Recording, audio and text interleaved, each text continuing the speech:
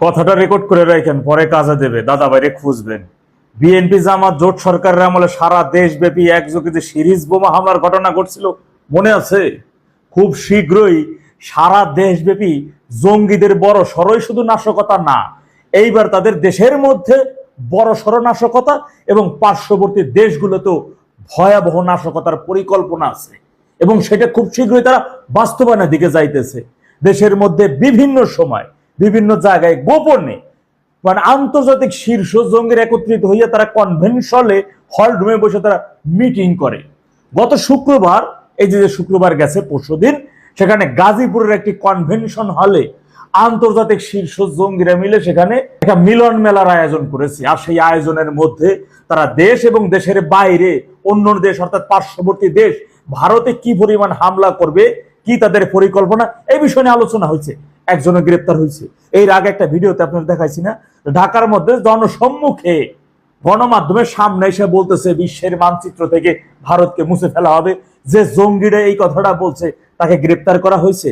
মূলত এই সরকার জঙ্গি সন্ত্রাসীদের গ্রেপ্তারে সাধারণ জনগণ আন্তর্জাতিক ভাবে তাদের চোখে একটা কালো চশমা পরানোর ভান ধরতেছে, আর কিছুই না। এটা একটা নাটক, আজ ভেলকিবাজি।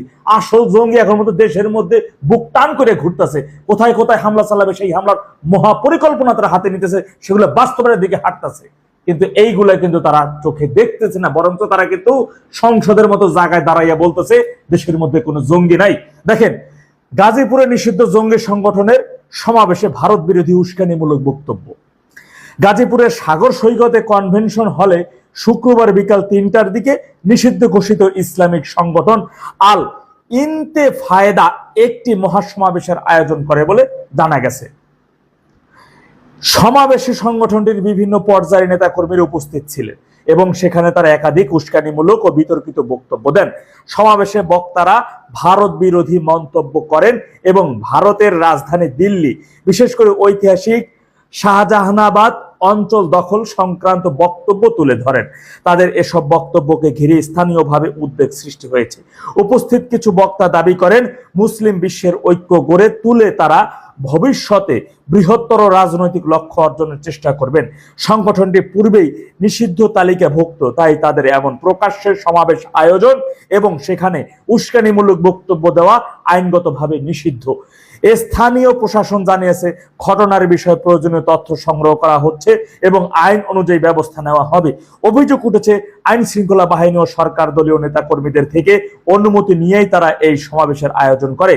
বিশ্লেষকরা মনে করছেন এ ধরনের বক্তব্য দুই দেশের সামাজিক সম্প্রীতি নষ্ট করতে পারে এবং আঞ্চলিক নিরাপত্তার উপরে নেতিবাচক প্রভাব ফেলতে পারে। তারা সকল পক্ষকে সংযত থাকার আহ্বান জানান। এই আহ্বানে কোনো কাজ হবে না, আমি আগেও বলছি এখনো বলতেছি।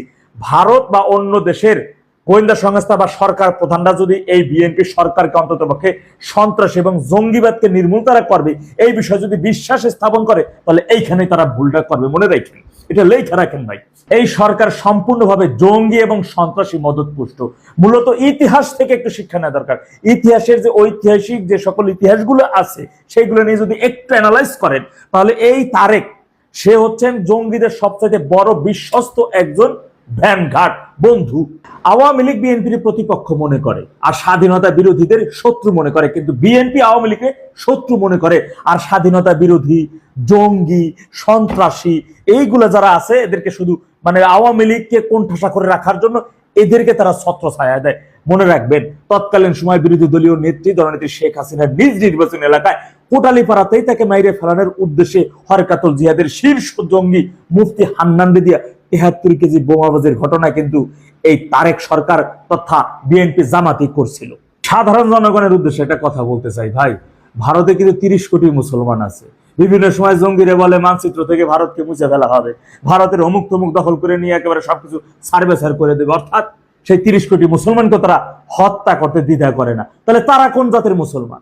আর ইসলাম ধর্মের কোথায় আছে জঙ্গিবাদ, সন্ত্রাসবাদ, এইগুলো করে অন্যকে মাইরা অন্যকে দখল নেওয়া, এইগুলো কোথায় উল্লেখ আছে কেউ বলতে পারবেন? এই সকল জঙ্গি এবং সন্ত্রাসীদের রুখে দেওয়ার জন্য বিএনপির উপর ভরসা করার, বিএনপিকে বিশ্বাস করে জনগণকে বসে থাকলে চলবে না।